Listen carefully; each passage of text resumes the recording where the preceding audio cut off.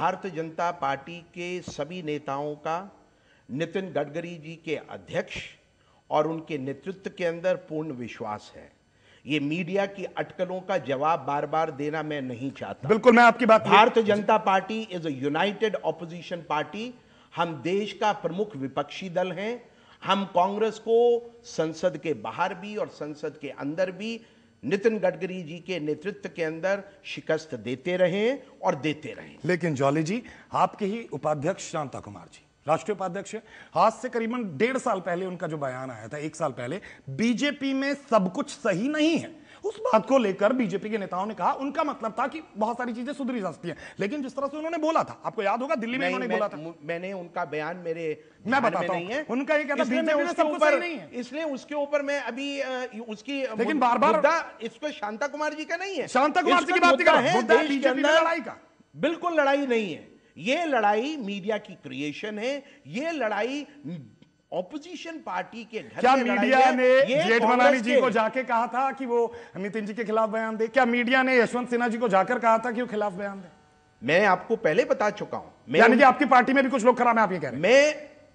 अगर आपको मैं उनके बारे में बताऊं और अगर आप उनके पास्ट और प्रेजेंट के अंदर जाएं मतलब तो आपको बहुत सी चीजें पता लग जाएंगी। ऐसे आरोप तो बहुत जगह लगते रहे और ये आरोप प्रत्यारोप चलते रहते हैं। लेकिन सवाल ये है कि जब हम एक कहते हैं कि टीम को लेकर चलते हैं, चाहे वो किसी भी तरह की टीम हो, तो हमें उसे बांधे रखना होता है, संतुलित रखना पड़ता है, ताकि रणनीति और विचार एक समान रहे और जिस विचार पर, जिस रणनीति पर कोई पार्टी आगे बढ़ रही है, कोई टीम आगे बढ़ रही है, उस पर काम करे। लेकिन जब टीम की डोरें खींचने लगती है ना, तो वो खिंचाव जो पैदा होता है वो कई बार तोड़ देता है धागों को। तो उस धागे को तोड़ने से कैसे बचाएगी बीजेपी? मैं आपको ये अधिकृत प्रवक्ता होने के नाते बता सकता हूं, पार्टी के आधिकारिक स्तरों के ऊपर जी, पार्टी के वैचारिक स्तरों के ऊपर जी, पार्टी के निर्णायक स्तरों के ऊपर ना तो राम जेठमलानी का कोई रोल है और ना आज के समय यशवंत सिन्हा का रोल है। जो लोग पार्टी की दशा और दिशा तय कर रहे हैं वो यूनाइटेड हैं। अगर इकलौती डिसिडेंट्स की वॉइसेस लेफ्ट और राइट आती हैं, हम उनको टॉलरेट करना भी जानते हैं और उनको समय आने पर संयत करना भी जानते हैं। बिल्कुल, हम उम्मीद करते हैं, क्योंकि तभी कहते हैं कि अगर सरकार और विपक्ष मजबूत ना हो तो देश का भला नहीं होता। तो हम तो बार बार कहते हैं कि विपक्ष भी मजबूत रहे, तभी वो सरकार को याद दिला सकता है और सरकार भी मजबूती से काम करे। मीडिया कभी ये नहीं चाहती कि वो किसी एक के खिलाफ जाए, वो हमेशा सच्चाई सामने रखना चाहती है। विजय जी, फिर आपसे कहना चाहूंगा, आप मीडिया को लेकर काफी कहें कि विद्रोही स्वर आपके नजर आते हैं मीडिया को लेकर, लेकिन ऐसा कुछ नहीं है। देखिए, पॉलिटिक्स और मीडिया का कोई मेल नहीं है, मैं यहां क्लियर कर देना चाहूंगा। पॉलिटिक्स अगर पॉलिश करती है, मीडिया उससे बिना पॉलिश की तस्वीर दिखाती है। मीडिया पॉलिटिक्स और पॉलिटिशियंस के बिना नहीं चल सकती और पॉलिटिशियंस और पॉलिटिक्स मीडिया के बिना नहीं चल सकती। लेकिन but this hand in glove बिल्कुल has to be on certain parameters of principle. लेकिन विजय जी, लेकिन आईने की तस्वीर थोड़ी सी टूटी नजर आए ना, आईने की तस्वीर आप आंखें बंद करके दिखाना चाहोगे तो मुझे, लेकिन आईना आप बंद करके भी दिखाएंगे, तस्वीर करने का अधिकार है। बिल्कुल, आपको अधिकार है, ताकि जनता को भी पता लग सके क्या हकीकत है। अगर एक समय जब कांग्रेस पार्टी आरोपों से घिरी हो, जब वो सुनियोजित ढंग से देश के प्रमुख विपक्षी दल को अनफेयर रूप से अनप्रूवन एलिगेशंस, फॉल्स एलिगेशंस के आधार के ऊपर ऑपोजिशन पार्टी के प्रमुख को टारगेट करने के ऊपर लगी हो, तब मुझे अधिकार है अपने पार्टी के डिफेंस में आने का और अपने पार्टी प्रेसिडेंट को फेयर और पारदर्शिता के आधार पे डिफेंड करने का। लेकिन यहां नितिन जी आखिर क्यों नहीं आते? नितिन जी ये बात बोलते हैं, एक बड़ी सभा में बोलते हैं कि हाँ मैं सबके लिए प्रो हूं, मुझे कोई दिक्कत नहीं है, मेरी खुली किताब है, आप आइए मेरे अकाउंट चेक कीजिए। लेकिन जब उनसे सवाल, वो खुद बचते हैं, वो खुद इस बात के लिए क्यों नहीं कहते कि तमाम चीजें तय कर लीजिए? वो तमाम चीजें सामने खुद, वो कहते तो हैं कि मैं खुला हूं, लेकिन अभी तक तस्वीर बिल्कुल साफ भी नहीं कर पाए। आप प्रधानमंत्री डॉक्टर मनमोहन सिंह को 2G, लेकिन ये तो हम मेरी बात सुनिएगा जी। आप अगर प्रधानमंत्री डॉक्टर मनमोहन सिंह को, जो देश के कर्णधार हैं, अगर कॉमनवेल्थ गेम्स के करप्शन पर, अगर 2G लाइसेंस के ऊपर, अगर कोल स्कैम के ऊपर बुला सकते हैं और उनसे पूछ सकते हैं, तो मेरे पार्टी अध्यक्ष भी उसी फोरम पे आके आपकी बातों का जवाब और हिसाब देने को तैयार है। एक चीज, लेकिन ऐसा नहीं होगा। आप मनमोहन सिंह जी को छोड़ दें, आप राहुल गांधी को छोड़ दें और नितिन गडकरी से अपेक्षा करें कि वो हर चैनल पर आके अपनी बात, अपनी सफाई देंगे। लेकिन यहाँ एक बात, after all he is the president of the principal opposition party of India. 100 crore की डकैती पड़ती है तो भी अपराध, आप 1 रुपए की डकैती पड़ती है अगर आपको अपराध लगता है तो दोनों अपराधी जिनको आप अपराधी मानते हैं, एक को कैग मानती है, हम किसी को कैग मानती है, ये नहीं आप बताइए। देखिए कैग ने कहा या नहीं कहा? कैग ने कहा या नहीं कहा? आप हाँ या ना करिए। अगर कैग ने कहा मीडिया को मानना पड़ेगा, और मीडिया कहे और हम नहीं माने, this cannot be a one way trick. Vijay ji, ना कैग की और ना बीजेपी की ना कांग्रेस की, हम यहाँ जो सामने आता है वो दिखाते हैं। हम अगर कैग ने कहा, बीजेपी ने तो नहीं कहा। सुप्रीम कोर्ट सरकार की रिपोर्ट पेश करी, फिर लेकिन आप प्रधानमंत्री को बुलाइए, नितिन गडकरी आएंगे उसी फोरम पे। आप अपने चैनल में किसी भी डिबेट में, आप चैनल में नहीं, देश के किसी भी फोरम पे प्रधानमंत्री को बुलाइए और नितिन गडकरी को बुलाइए। मेरा पार्टी अध्यक्ष, मैं आपको इस बात की गारंटी देता हूं कि आने को तैयार होंगे। मतलब किसी बात की सफाई तब देंगे? किस बात की सफाई दें? उनको तो कॉन्स्टिट्यूशनल अथॉरिटीज ने ग्रॉस वायलेशंस ऑफ सरकारी कामकाज, causing loss to the public exchequer, ये आरोप हैं यूपीए की सरकार पे। सोनिया ये आरोप आप ही लोगों के बराबर है। हम नहीं, क्या बात आप कर रहे हैं? बराबर है। कैग आरोप लगाए वो बराबर, मीडिया ट्रायल करे वो बराबर, वो कॉन्स्टिट्यूशनल अथॉरिटीज हैं। सुप्रीम कोर्ट ने उसके ऊपर एडवर्स वर्डिक्ट दिया है, आम आदमी ने नहीं दिया। भारतीय जनता पार्टी ने आरोप नहीं लगाया। लेकिन विजय जी, ये तमाम चीजों के साथ साथ कहते हैं कि आपको आगे भी बढ़ना है। बिल्कुल, आरोपों पे टिक के तो रह नहीं सकते। हम तो आगे बढ़ रहे हैं, हम तो आगे बढ़ रहे हैं। आप बात करते हैं, हम 2013 या 14 में सेंटर में सरकार बनाने जा रहे हैं, और उससे पहले अभी हिमाचल में और गुजरात में भी दिसंबर के अंदर सरकार बनाने जा रहे हैं। और इसको एक चिट में डालकर अपने चैनल के तिजोरी में डाल के देख लीजिएगा, और 20 दिसंबर के बाद खोलिएगा और मुझे बुलाइएगा जरूर, मैं आपसे दोबारा रूबरू होऊंगा। विजय जी, मैं एक चीज और क्लियर कर दूं, किसी भी मीडिया हाउस के अंदर ना तो कोई तिजोरी होती है, हम वो पर्ची खोलते हैं जो जनता मुंह से बोलती है। बिल्कुल, और जनता हिमाचल और गुजरात के इलेक्शन में वो जनता फैसला करेगी। बिल्कुल, और बुलाइएगा 20 के बाद मुझे। हम बिल्कुल आपको बुलाएंगे, जीत होगी तो मुबारकबाद भी देंगे, हार होगी तो सवाल भी पूछेंगे। बिल्कुल, क्या वहां भी लड़ाई थी? मैं तैयार हूं दोबारा आने के लिए।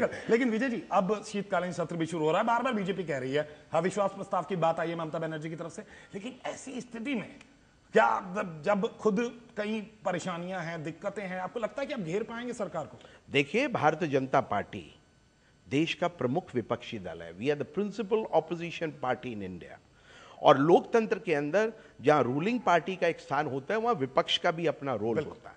और विपक्ष सरकार को हिलाने का काम करता है, जगाने का काम करता है, बताने का काम करता है, और उसकी कनेक्टिविटी जब आम आदमी की समस्याओं से कहीं टूटती हुई दिखाई देती है। कभी सरकार 6 सिलेंडर देश के लोगों के लिए 1 साल के लिए करती है, फिर 9 सिलेंडर की घोषणा करते हैं। 1 महीने में एक घर के अंदर 2 गैस के सिलेंडर तो काम में आते ही हैं। अगर ऐसे मुद्दों के ऊपर सरकार आगे और पीछे जाएगी, अगर सरकार कॉन्स्टिट्यूशनल इश्यूज को, कैग जैसी संवैधानिक संस्थाओं को खत्म करने की कोशिश करेगी, अगर सरकार और उसके मंत्री अखंड भ्रष्टाचार में डूबे होंगे और उनके ऊपर संसद के अंदर डिस्कशन अलाउ नहीं करेंगे, तो भारतीय जनता पार्टी देश की सड़कों पर भी और देश की संसद के अंदर भी सरकार को सक्षमता से घेरने का काम आम आदमी के हितों में जरूर करें। और आज महंगाई, आपकी बात महंगाई कितनी आसमान छू रही है। बिल्कुल, मैं आपकी बात पे आता हूं। अभी इन शब्दों से एक न्यूज निकल के आई,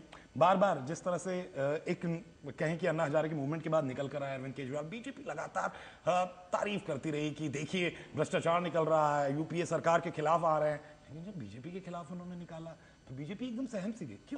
कौन सा भ्रष्टाचार का आरोप उन्होंने बीजेपी के खिलाफ, जो टाइटे फिस हो गया, जो आपके मीडिया के लोग खुद बोलने लगे कि वो भ्रष्टाचार के आरोप कहीं बीजेपी पे स्टिक नहीं किए। आप किन आरोपों की बात कर रहे हैं? लगे मुझे तो समझ में नहीं आ रहा। साथ खड़े थे, भला करते नजर, हम तो उनको सपोर्ट देते रहे, लेकिन अगर वो हमारे प्रतिद्वंदी बनकर राजनीतिक मैदान में हमारे साथ प्रतिद्वंदिता करेंगे, उन इश्यूज के ऊपर हम उनके साथ बैटल ऑफ द बैलेट के अंदर उनके आरोपों का जवाब भी देंगे। बैटल ऑफ द बैलेट अब ज्यादा दूर नहीं है। अगर हम बात करें तो उनकी तरफ से ये भी कहा जा रहा है कि वो दिल्ली में छोड़ने वाले नहीं है किसी भी पार्टी को। उन्होंने साफ तौर से, मैं अरविंद केजरीवाल का वो एक्यूरेट वर्ड कोट करना चाहूंगा कि दिल्ली में चाहे वो बीजेपी है, चाहे कांग्रेस है, या कोई भी पार्टी है, अब उन्हें उनकी हकीकत पता लगेगी जब जनता उन्हें उतार देगी। देखिए, इस राजनीतिक पटल के ऊपर हमने बहुत हवाएं बढ़ती देखी, बहुत तूफान आते देखे, लेकिन कुछ हवाओं लेकिन के दिल्ली रुख कई बार तस्वीर भी बदल दिया करते हैं। दिल्ली के अंदर जी। और देश के अंदर आज भी पोलराइजेशन ऑफ पार्टीज हो रहा है। किसी के कहने से पार्टियां बना नहीं करती और किसी के कहने से पार्टियां हटा नहीं करती। पार्टियां अपने इनहेरेंट स्ट्रेंथ के आधार पर, आइडियोलॉजी के आधार पर, कार्यकर्ताओं की क्षमता और शक्ति के आधार पर और लोगों का कितना हम में कॉन्फिडेंस है, हमारी ability to govern and provide a better governance, उसके आधार पर पार्टियों का आंकलन और निर्णय, जो मैंने पहले कहा, बैटल ऑफ द बैलेट के ऊपर होता है। और हम देखेंगे तब कौन कौन मैदान में आएगा, देखेंगे। भारतीय जनता पार्टी पहले जनसंघ के अवतार में 1952 से लड़ती चली आ रही है और उससे पहले किस अन्य अवतारों के अंदर, इंडिपेंडेंस से पहले भी। तो इसलिए हम कोई आज की पैदा हुई पार्टी नहीं है। कल के लोग आए 2 साल से मीडिया के माध्यम से आगे बढ़े, हम उनसे डरे। बीजेपी के पास एक कमिटेड कैडर है और वो कैडर जनता के रुख को भी डिटरमिन करने के लिए काम करता है। विजय जी, एक चीज मैं बोलना चाहूंगा, तमाम बातें जो हो रही हैं वो तमाम चीजें हैं, राजनीति को लेकर हो रही हैं, आरोपों पर हो रही हैं, सफाइयों पर भी हो रही हैं। लेकिन एक चीज मैं यहां साफ कर दूं, मीडिया ना किसी को बढ़ाती है, ना मीडिया किसी को ज्यादा दिखाती है। मीडिया सिर्फ वो बताती है जो सामने चल रहा होता है, चाहे आप हो, चाहे वो मनमोहन सिंह जी हो, चाहे वो यूपीए की सरकार हो या वो अटल जी की सरकार हो। हम पक्ष में भी तभी आते हैं जब जनता सच्चाई जानना चाहती है, हम विपक्ष में भी तभी आते हैं, हम बीच में खड़े हो जाते हैं। आप लोगों को फैसला करना होता है, जनता को फैसला करना होता है कौन सही है कौन गलत है। हम ना किसी को आगे बढ़ाने के लिए सामने उतरते हैं और ना हम किसी को गिराने के लिए, किसी की मदद करने के लिए आते हैं। मीडिया वो स्तंभ है, अगर ये स्तंभ चरमरा गया ना सर, तो ये राजनीति भी भरभरा जाएगी। देखिए, मैं यहाँ पे जरूर ये बोलना चाहता हूं, मेरा आज भी मीडिया की स्वतंत्रता के अंदर पूर्ण विश्वास है, लेकिन ये 24/7 की ब्रेकिंग न्यूज धीरे धीरे जनता के अंदर मीडिया के प्रति अविश्वास की भावनाएं भी कुछ ऐसी ही भावनाएं राजनेताओं को लेकर भी जनता के अंदर पैदा हो रही है कि तो इसलिए हमें ध्यान रखना चाहिए। That's why मैं बार-बार आप राजनेताओं को अपने आचरण पर और मीडिया को अपने दिखाने के ऊपर, दोनों के ऊपर कहीं ना कहीं संयम रखने की आवश्यकता है। घोड़े पे सफर करते हैं तो लगाम और पैरों की नाल अगर आपके हाथ में नहीं होगी तो घोड़ा भी बेकाबू हो जाएगा और किसी को कुचल भी देगा। ये बात सब पर लागू होती है। सरकार भी बेकाबू है और मीडिया भी बेकाबू है। ये बीजेपी का आरोप है। मैं तो बार-बार ये कहना चाहूंगा। विजय जी, बहुत बहुत शुक्रिया, आप हमारे इस कार्यक्रम में आए, हमसे बातचीत की। और फैसला जनता को करना है कि जनता किसे मानती है सही, किसे गलत ठहराती है। लेकिन इतना जरूर है कि आरोप प्रत्यारोप जारी है और जल्दी कुछ और आरोप प्रत्यारोप भी देखने को मिलेंगे, क्योंकि राजनीतिक गर्मी अब बढ़ती जाएगी, वक्त करीब आएगा, गर्मी भी बढ़ेगी, आरोप भी लगेंगे। फैसला आपको करना है। फिलहाल हम यहां रुकेंगे एक छोटे से ब्रेक के लिए। ब्रेक के बाद न्यूज पर खबरों का सफर बदस्तूर जारी रहेगा।